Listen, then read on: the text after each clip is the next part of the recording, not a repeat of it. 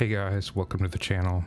So I'm making this video in response to the fully reusable rocket video that I put up a little while back.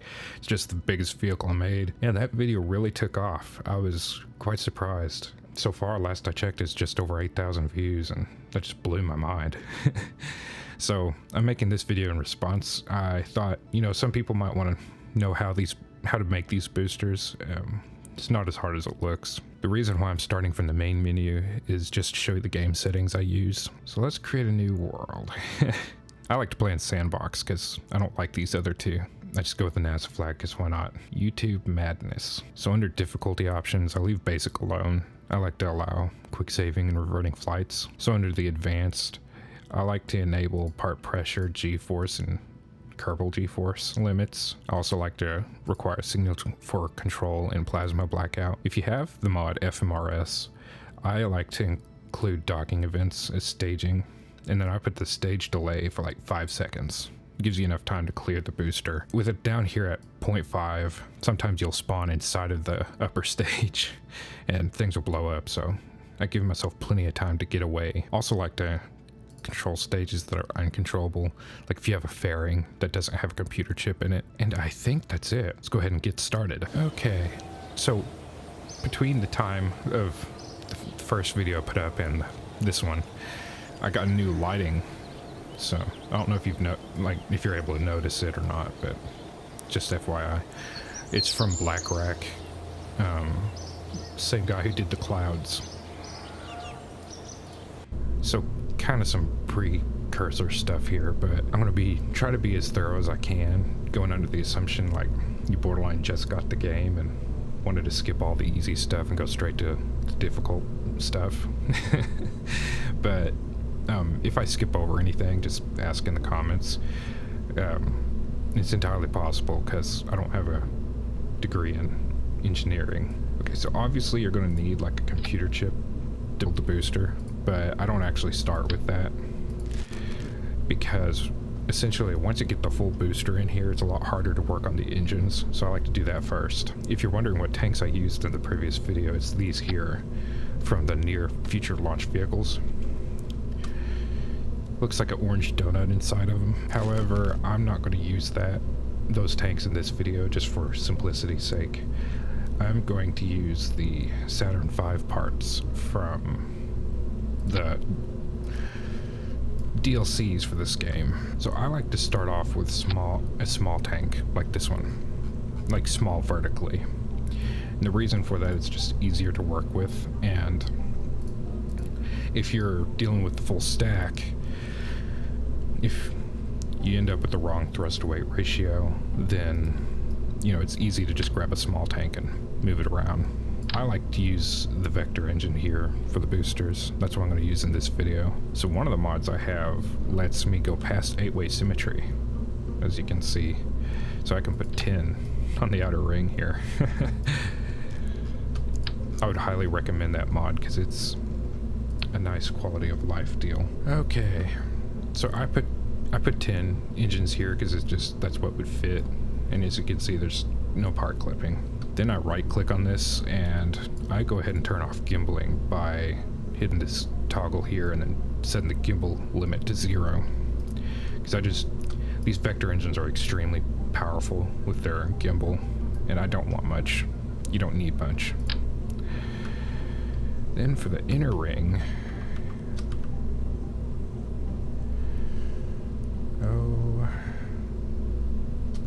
I like to give the inner engines enough room to gimbal realistically. I know you could technically fit 4 here. If you don't mind part clipping, then it doesn't really matter, but I'm going to stick with realism for this booster. So there we go, our engine plate pretty much. You can go over here in the bottom right and click this orange guy here, expand it. I have a thrust to weight of 14.10. It's quite a high thrust to weight ratio. The ideal I've found for building boosters is a thrust to weight of 2. So that's what we want to strive for. Wrong tank. Let's see. Here we go. So putting that on got me to a 3.3. Let's put another one of the same size. That got me to 1.8, so we're gonna have to go a little smaller. 2 point almost 3. 2.10. I'm gonna leave it. I'm gonna leave it there. 2.10. I'm gonna reorder the tanks just for visual sake. Oop. There we go. 2.10. Not too bad. Now that we've got our thrust weight and our engine assembled, that's when I go ahead and put the computer chip on. This is a computer chip for near future launch vehicles. If you don't have that, another thing you can do is go over here to the structural, and squad has a radial attachment point. Just put 2. And then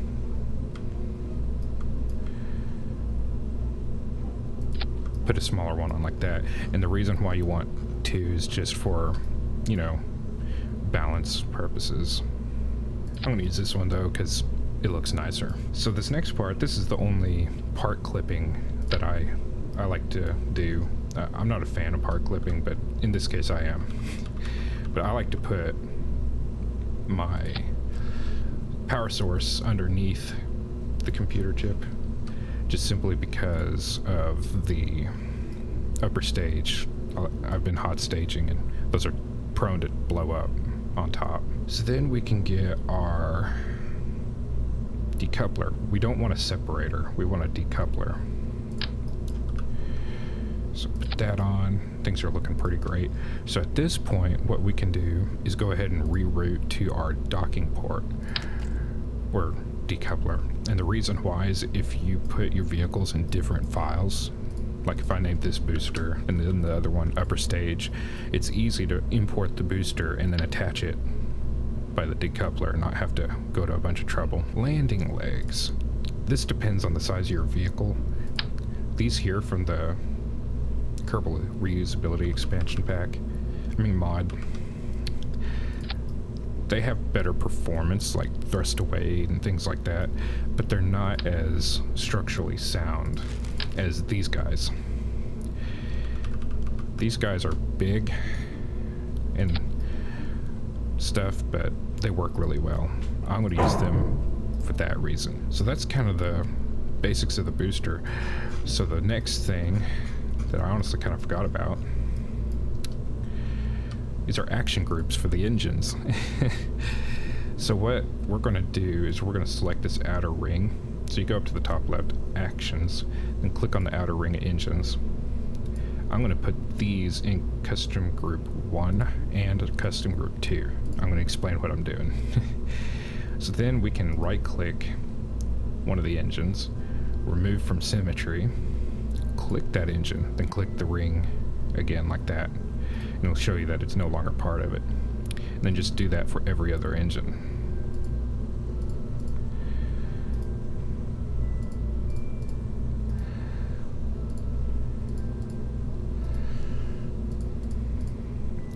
So you should end up with something like this, where every other engine is blue, you click them, and then the other ones are single.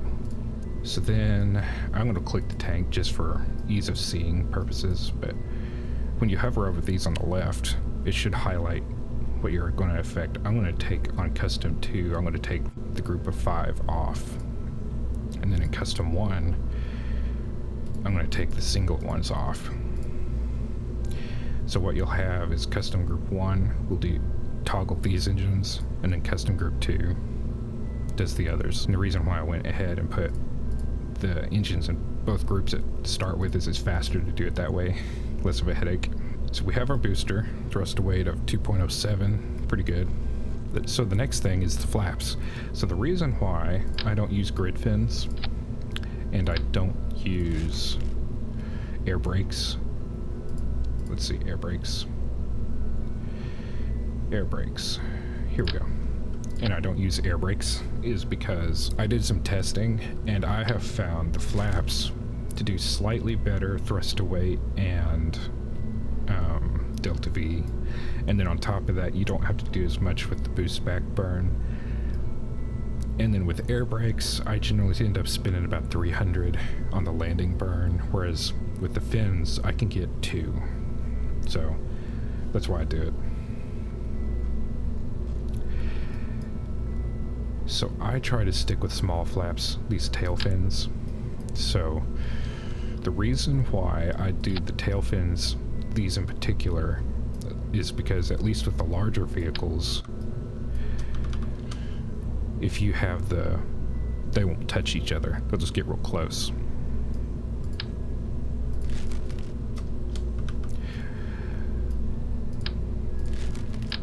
So I put 4 on the corners like this, and then you can just spin them around backwards. Because the reason why you want them backwards is you're coming back in tail first. So that's essentially the front of the vehicle on descent. So I immediately right click on these and I go ahead and deactivate pitch, yaw, and roll control. Then I go to the actions panel. Now for the booster I put these on 5, but on 5 you toggle pitch and you toggle roll. I don't do yaw because I found it to really have a hard time for some strange reason. Coming back, it starts going back, like pitching back and forth sideways, and I don't want that. So I only do pitch and roll. Then you can hold down Alt and duplicate it, and it'll even copy these action settings you put, so it's kind of a time saver. This next part's really trial and error, just figuring out how things work. The other wings I like to use are these here, kind of small, and again you want them facing the correct direction. Technically you could do something like this and that looks kind of cool. I don't know. I'm probably going to just stick with that for now. We'll see if it works. Mostly you want steering, so what I do is you could technically go ahead and max out the authority limiter here. Essentially what this is how much the tail fin turns, you know, when it's activated. We're going to start with this. So for the test flights, what I do is I temporarily drop like the fuel down to nearly nothing. And I keep it the same across all the tanks. Just because when you're flying this, it all drains evenly, and I don't want to have to deal with like shifting fuel around as much with the booster. So that's kind of what I do. But we're ready for our first test flight. Okay, on the launch pad. I'm probably going to be silent during the actual flight, just so you can enjoy it. So generally I go...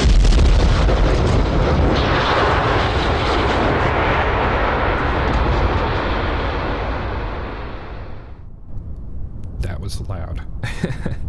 But generally I go ahead and deactivate most of the engines but the center ones, because it's mostly drained anyway and you don't need all the engines on. And it's just a matter of toggling the action groups. So here we go. Let's see how it goes.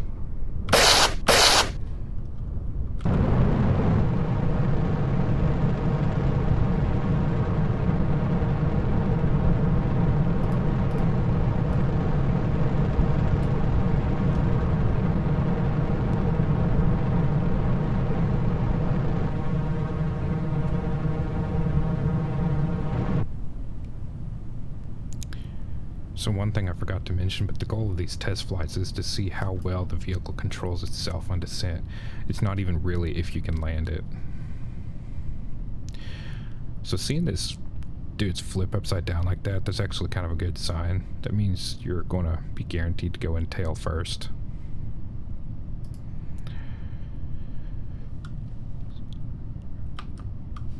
But anyway, here we go. Let's see how this goes.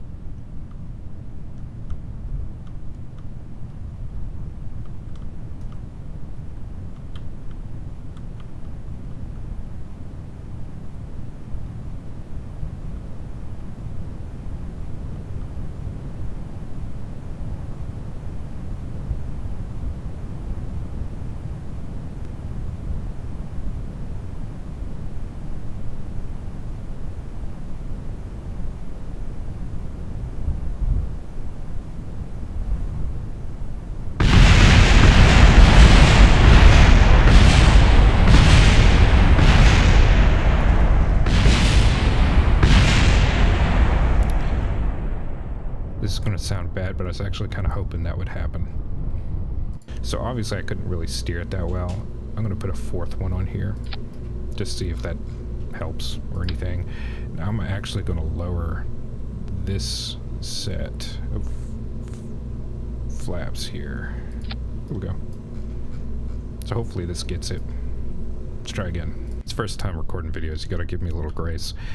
But when I say the goal is to see how well you can control the vehicle, really what I mean is, can you achieve horizontal flight? Because if you can, then you can land for dirt cheap. And you'll see what I'm talking about here in a second.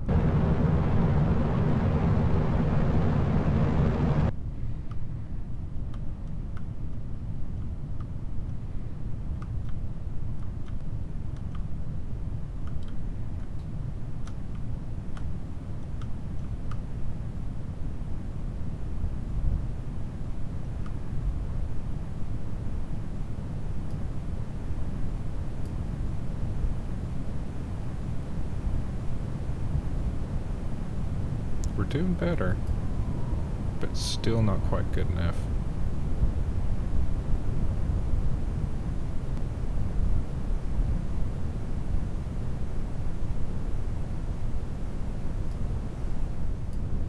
Okay, so still didn't quite have the pitch control I was hoping for. Instead of adding more flaps on the top, I don't think that's really going to solve anything at this point. I'm going to add more wings at the bottom. Hopefully, let's see. Hopefully I can have better performance this time.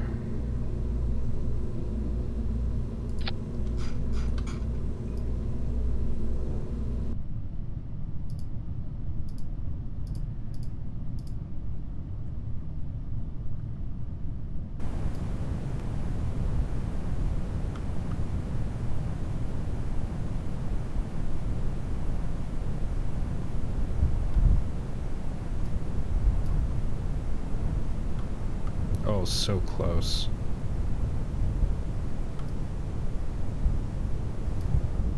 This particular vehicle's roll control is way too powerful. So what I'm actually going to do is go back in here and kill it for a couple of them. So that way pitch stays the same, but roll, I don't need as much of that. Let's try adding a fourth one.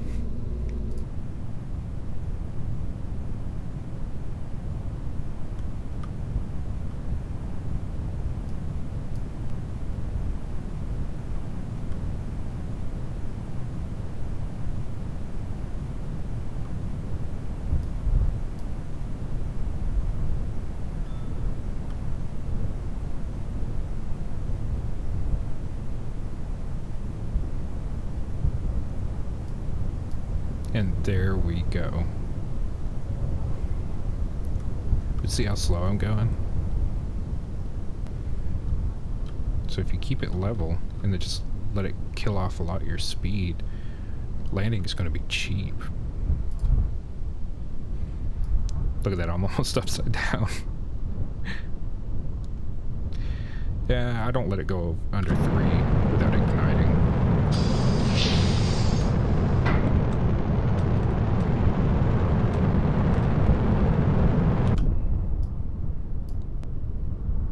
Counting it. Okay, so our booster's pretty much done. Don't forget to refill it. So the next step is to see if we can do pretty much a orbital flight. I don't right away because I just want to be absolutely certain that everything's going to be okay. For these, what I do is build a dummy payload. 0.52. So for the heat shield, I've actually upgraded since that last video. Before, what I was using in the last video was these black squares that I found. Just put a whole bunch of them on there. I found a custom size heat shield you can use.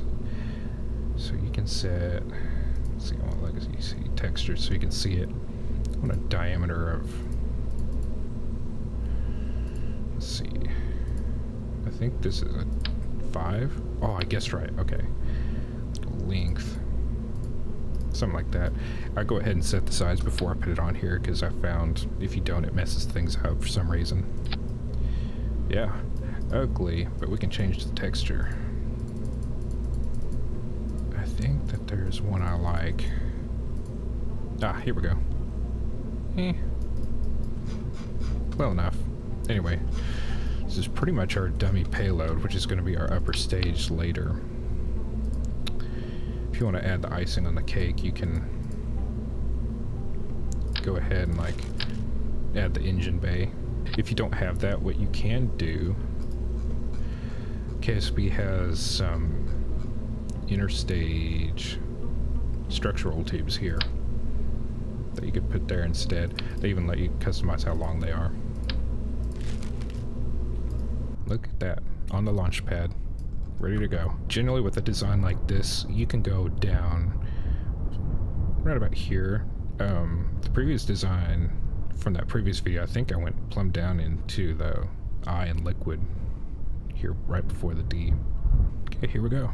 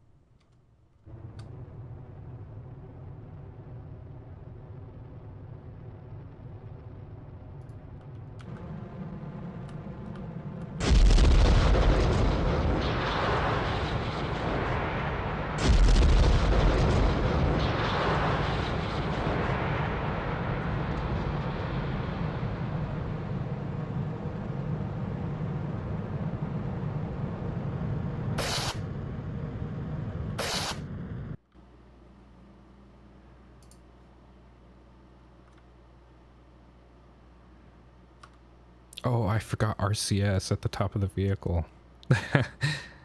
I hope I can flip back around. So again, you want the orange on top when you're coming back. It don't look like it right now, but that's because we're facing the wrong direction. So see here, I'm on bound on retrograde, and the orange on the nav ball is on top. So at this point, it's just hold down S to pitch, and then steer with Q and E. I generally don't start pitching up until about 17, 15, depending on the vehicle kilometers up. I'm going to shoot for 15. Let's just see if it can handle it.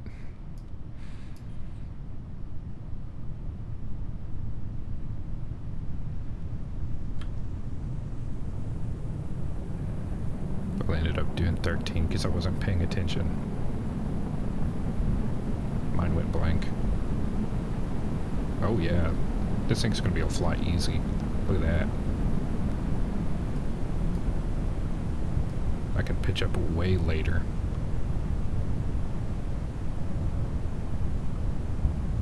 I can already see that I can actually push this booster harder than what I did, because I have more than enough to land, and I'm overshooting the base. Overshooting by quite a bit too. So at this point we've kind of proven that it works. You can go ahead and try to land it if you want. That's what I'm going to do. There comes a point you start falling straight down because obviously you don't have any thrust, but let's see if I can stick the landing without it tipping over this time.